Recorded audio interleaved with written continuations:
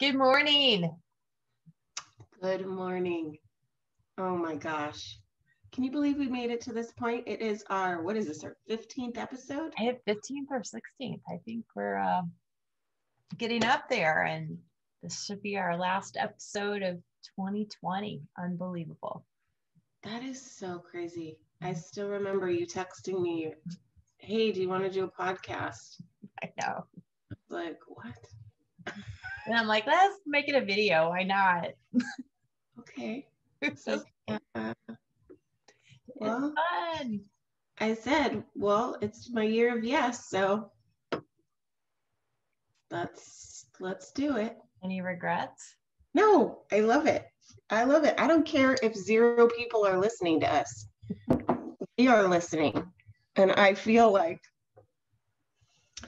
well, I was saying to the people at work that the thing that I'm most grateful for in this year of suckage is that I've never taken more risks, in a year. Well, at least it's been a decade since I took the level of risk I took in 2020.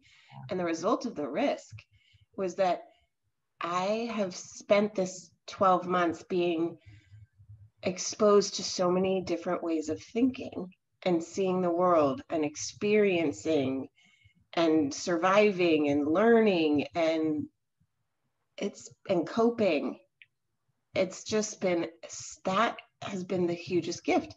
And talking with you is like the place where we come and we just sift through it all. Mm-hmm. And so that just, it's a huge gift. It's my biggest Christmas gift. Oh, it's been awesome for me too. I don't have that many friends. Honestly, I have a very, very, very tight little group of true friends, and I put you at the top of that list, Liz. Oh my God, back at you. I swear it. Thank God for you, especially going through Hudson. I can't even imagine going through Hudson without you. Like, right up to the very end when you were talking me off the ledge of panic attack before our oral exams. Oh, I can't imagine going through 2020. I would have felt like I was truly on an island by myself. And I don't know anyone else that would have understood where I was the way you do. That's so sweet. That, I think that's the thing. Like, if you take that out 5,000 or 10,000 feet as women, professionals, mothers, just females, mm-hmm. That's the thing, like, that you need to not feel like you're on an island is a few people. It doesn't need to be many, just a few people that truly see you and are rooting for you. I agree. And I swear to you, I got a package delivered this morning by a friend and client, former client.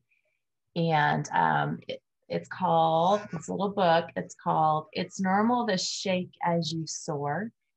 The Essential Guide to Living at the Intersection of Joy and Purpose by Shannon Cohen.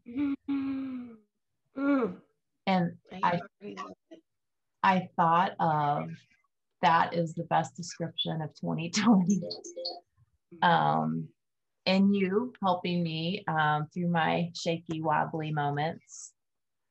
So Shannon Cohen, as I flipped through it, it's a very short book, but very powerful little book, created this product line called Tough Skin, Soft Heart. I think that's kind of us with our tough skin and soft hearts of instigating women. And I like to start from the back to really figure out what things are before I check them out. And so the back page says, to shake before you soar is normal, exclamation, exclamation. At the cliff's edge is often where we get the courage to believe and invest in the possibility of us. And then one more I'll share with you. Every dreamer needs to start and maintain an innovation folder. We all need a digital or physical storage space for the creative ideas that flow through our minds every single day. I like one more. Okay. For every visible success, there are 1,000 invisible sacrifices, redos, late nights, early mornings, tears, prayers, and resilient moments undergirding it. Keep doing the invisible stuff. That is where the real magic happens. Just wrote down the word undergirding. I really like that word, undergirding. What is undergirding us, right? Like getting us through this shit show. Right. And just even if we weren't in a pandemic, the undergirding, getting you through this bittersweet symphony called life. Yeah, truly. Yeah. There's always two perspectives to all this. Yeah, that I told you I was talking at work. I was presenting to the company about holiday resilience, and I was laughing to myself that it was me that was doing that, you know, because my resilience is often shaky, as it was last week when you had to help me with my parenting issues. But one of the things that I said was that to allow there to be multiple truths, right? Like when we start putting the pressure on ourselves to deliver the perfect Christmas or Hanukkah, when we start pressuring ourselves to be grateful all the time, right? And to look at the bright side, to, you know, we're all the things, to suck up the blows when they come, and to be poised about that. That you can have multiple truths, you know, that yes, this year has been really shitty in many ways, and many people are struggling, far more than we can really even comprehend in our day-to-day privileged lives. And we are going to spend the holidays in different ways than we probably have before. And there's going to be some loneliness associated with that. And yet, at the same time, we can find and observe beauty and levity and connectedness in unusual ways. And those, right? And as long as with my clients at Stone Soup, we were talking about, as long as we're 6 feet above ground versus 6 feet under, there's another opportunity, no matter what we screwed up. And I have to tell you a funny story about screwing up, but no matter what it is that whatever ball we drop, or however we, you know, in there, they were talking about some serious shit too. Like one person had been committed over 100 times in her life. Gosh. To a mental hospital. Another had been in jail 17 times. You know, and so our conversation was around how do we pursue gainful employment, and that's where we came to that. As long as you're 6 feet above ground, I don't care what you did, you can come back from it. Your story is still being written, and you are the only author. Yeah, totally. And as you're talking, I'm thinking about cocooning. You know, 2020, we've just all had this opportunity to cocoon, and we can either come out of that cocoon in 2021 the same and look back and be grateful we got back to normal, or we can cocoon and transform into something completely different and better and beautiful. And I think you know, that's my challenge to myself. Maybe that's my 2021 resolution, is to make sure this cocooning process was actually effective into transforming me. That is so freaking good. I just wrote that down too. The great cocooning. That's how I'm going to spend the rest of my energy this year. Good. Is exactly what you just said.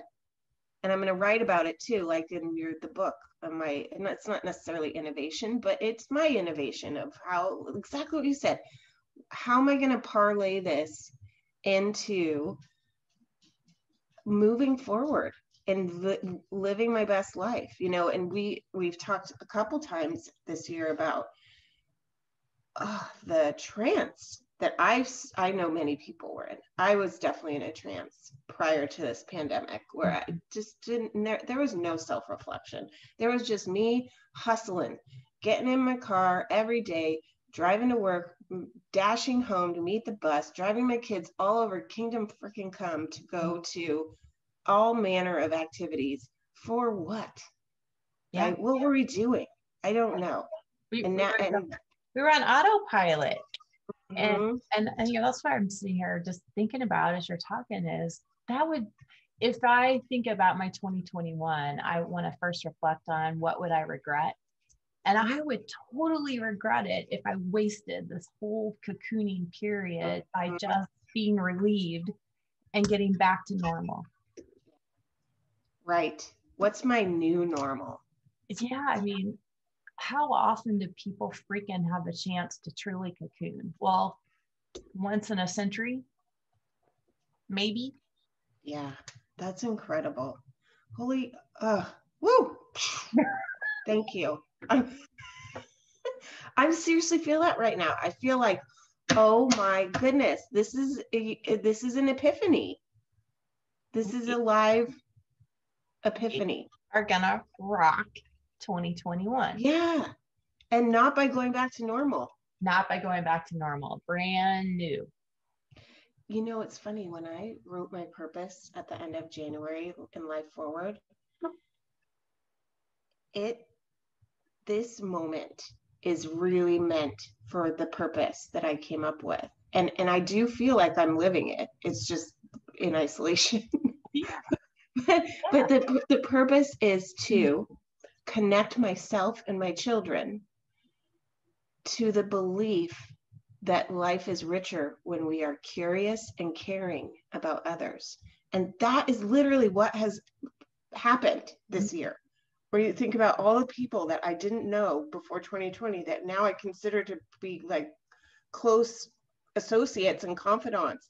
The fact that I didn't know any of the clients I've met through Stone Soup that are just these really amazing, inspiring and struggling human beings, packed with pride, where I'm going right after this, which I've met. This is the effort to feed tiger Tualatin families, right? These women that I have met through this, they were strangers to me.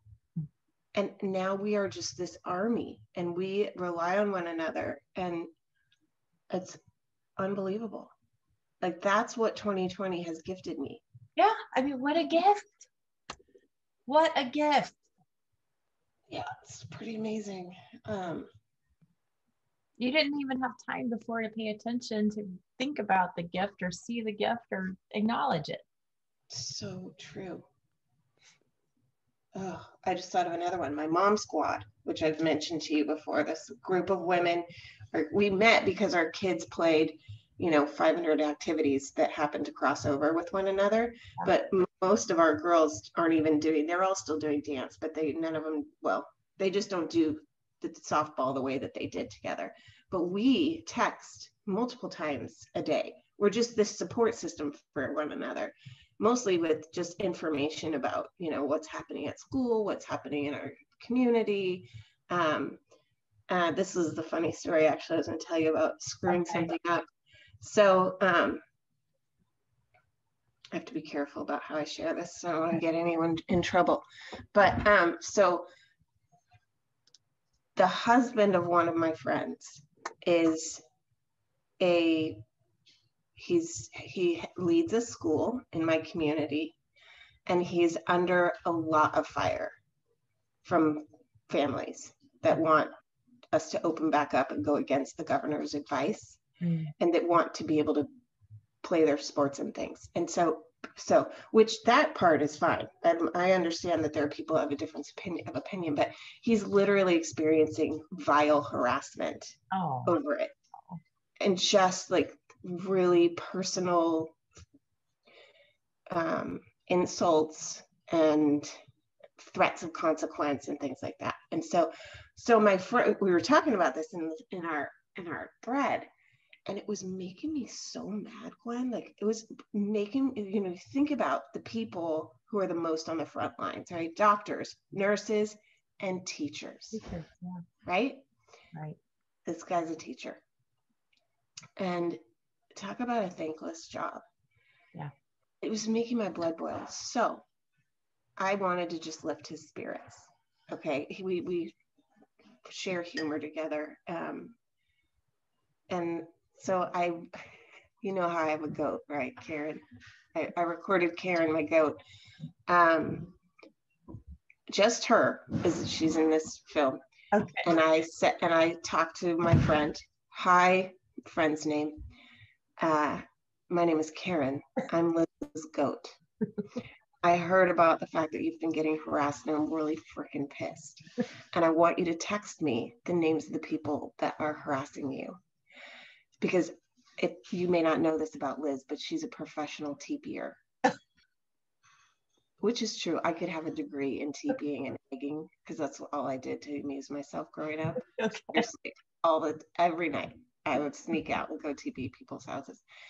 Anyway, so I tell him, just send me the names, and we'll handle it. And then Karen signs off, right? Okay.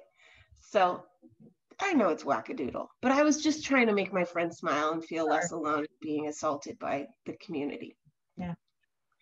So I send it, and I text my friend's wife, my other friend, and I'm like, hey, so-and-so should be receiving this.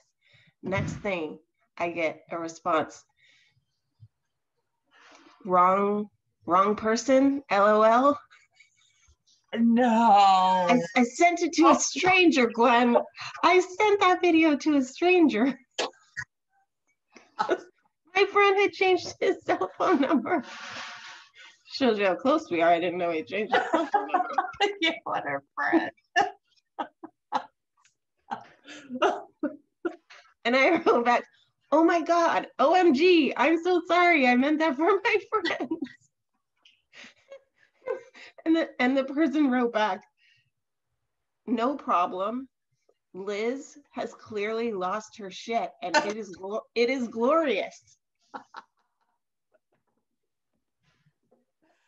So, you know the game, What's Your Meme? Oh, yeah. Yes, I played that one time. There's one that also has text replies and inboxes, and you play by putting out potential responses to the inbox. And we just played it the other night, and that story reminds me of that. It's so freaking funny. Thank God I sent it to somebody who also has a sense of humor. Yeah. But somebody's got your video. No. But one of my friends, she just knows everything about everything. And she, of course, and she's got your back no matter what, right? So I send them a text, oh my God, I sent that to a stranger. And then my friend writes back, it's okay, because you never see your face, you never use either of your last names, and all people will see is a stuffed goat. It's true. It's still, what if it's out there on some website, the black web? Last thing, the dark web. Yeah. That's a whole concept, by the way. Like, you know what I spend my time thinking about sometimes? How do you find the dark web? I don't know. Like, is there like a secret password on the interwebs that you have to like put in the password, and then it's like, oh, the dark web? I don't know. I Here we wonder are. the same damn thing. Huh. How do you find it? Who has the key? What's in it? Who cares, really? But right, it's not like we want to go to the dark web necessarily. No. But I also am like, well, how do I get there? What if I changed my mind? What if I had like a frontal lobotomy and I became a person who wanted to go to a place like that? How would I get in? It's a mystery. It's a mystery for 2021. We're gonna solve the question, where is the dark web? There's the dark web. In 2021. We're not going to go there, though. We're just going to find out where it is. So that sounds good. You're making me think of a conversation we had earlier. What if we get to be 80 or 90 years old and suddenly our brain's a dark web? Who's going to actually tell us we're wackadoodle losing it? Yeah, I've been pondering that a lot lately because, my mom is really struggling right now. And definitely does not appreciate the extent to which she's struggling. And it's caused me to wonder about myself and how to see that a little bit as a cautionary tale. And so I don't know. I've thought, here's the couple of the strategies I've thought of. Write yourself a letter. Write yourself a letter that your kids and say, give this to me once you realize that I am wackadoodle.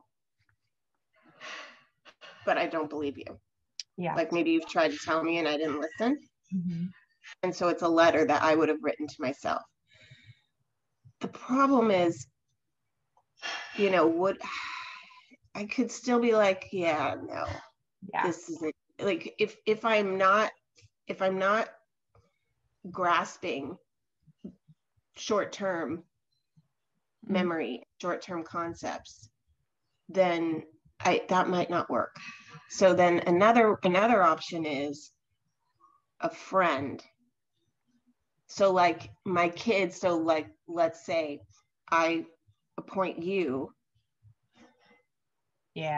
as the person that I trust. Mm-hmm. And so then my kids go to you and they're like, we're pulling the ripcord. Mom's gone. She's on the train to Bunkerstown. Yeah. She's one station away from Bunkerstown. Yeah. We need an intervention. We need an intervention. And then you come to me and say, Liz, it's time. Like I know they're not perfect kids, but they are not messing with you right now. They have your best interest at heart. Yeah. And you need to believe them. Mm-hmm. And they didn't pull the trigger too soon and they're not irrational. It's just, it's time. Right.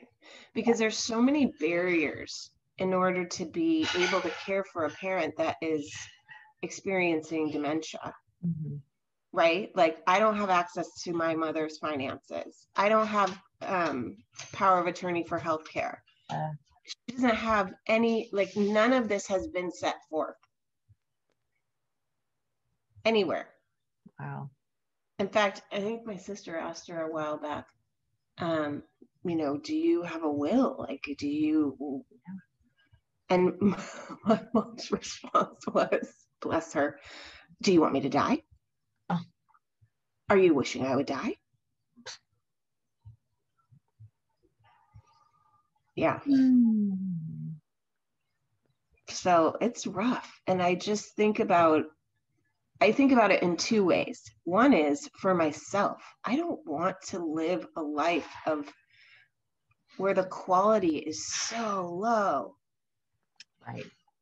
Right. Like right now, I feel like, knock on wood, I'm like quality of life wise, I'm at near probably the pinnacle.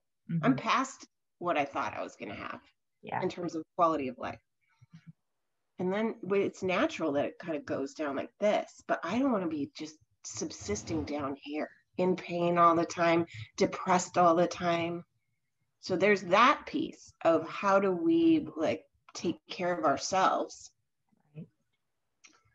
I consulted my 80-year-old father yesterday about how to, who's still teaching like 500 students and just finished writing a 600-page book. Yeah, that's my dad. So you got those to Matt. Yeah. And it's not fair, by the way. It is not fair. Wow. That she's the one that is struggling so much because she single-handedly prevented me from screwing up my life about 100,000 times. But my dad said, drink a lot of wine. Check. Drink. Don't ever give up coffee. Check. Wow. What's the third one? Oh, keep your mind engaged. you know, which of course is his also like his defense of, you know, he's never planning to retire. But keep your mind engaged. Okay.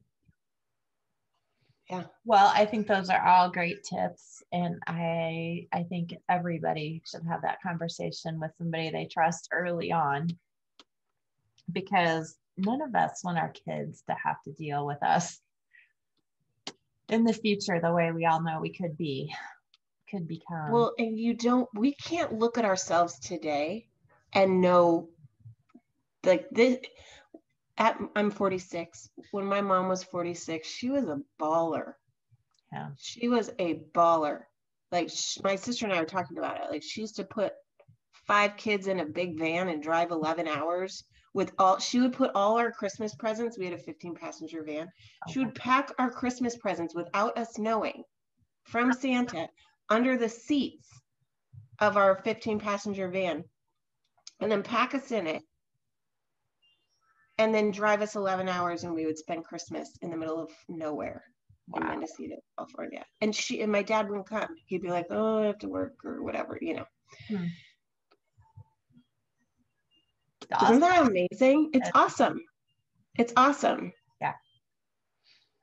So the best of the best. Still lose it. Still be fine. Still get depressed. Yes. Yeah. So I will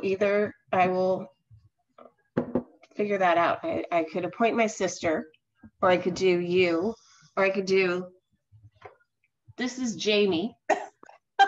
That's Jamie. She's one of my best friends from college. We did our gift exchange last night, and she and I got each other.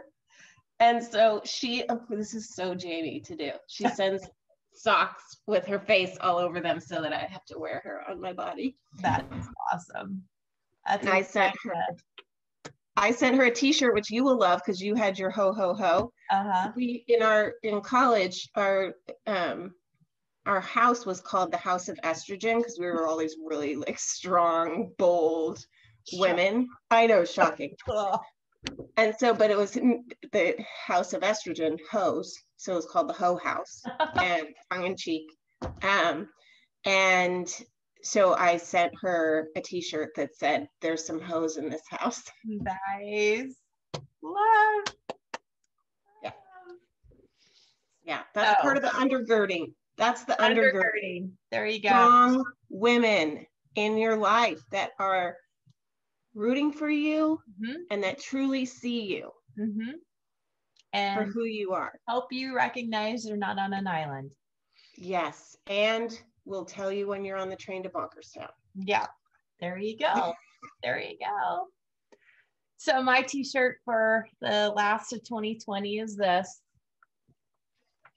In a world full of Grinches, be a Griswold. So let's try to end this year being Griswolds, which means house open, which means recognizing we all have crazy family. We all have crazy friends. We're all crazy ourselves. We're doing the very damn best we can, and we might as well enjoy it and drink the eggnog out of moose cups. Who would you be in that film? One of the crazy grandmas, not the quiet one. Yeah. The truly crazy one. Who would you be? I think it's their aunt. The one that's like, when he's like, say grace! They want you to say grace! Like, I pledge allegiance to the flag. And then all of a sudden, then the cat or the squirrel explodes the tree and she doesn't get to finish. Totally. That's me. That's who I would be. Totally, yes. So I'm sitting here thinking about 2021 and how we transform even this. And we've talked a little bit, but I want to throw it out there. In 2021, January, do we want to start to open this up and do some live sessions and see if anyone joins us? Yes. Okay. We'll do it. We'll put January seems soon. We should talk about it in January and do it in February. Nah. We're going to transform, damn it. All right. What's there to wait for? We've talked about it. If there's a tech glitch, we'll do it in later January. Okay. See how excited I look? Don't I look excited? So excited. You do not. I'm noticing this. I'm noticing a little hair twitch. Okay, I'm in. Social media queen. Do I have to wear a bra? No. Okay. No. All right. No. Okay. You know, what are the chances anyone's actually going to show up? Very little. But it'd be fun to try. Okay. All right. Let's open our house. Okay, we're in our house in 2021. We're going to wing it. I'm in. Okay. Merry Christmas, my friend. Merry Christmas. Happy New Year. Let's go 2021. Let's go. Okay. Love you. Love you.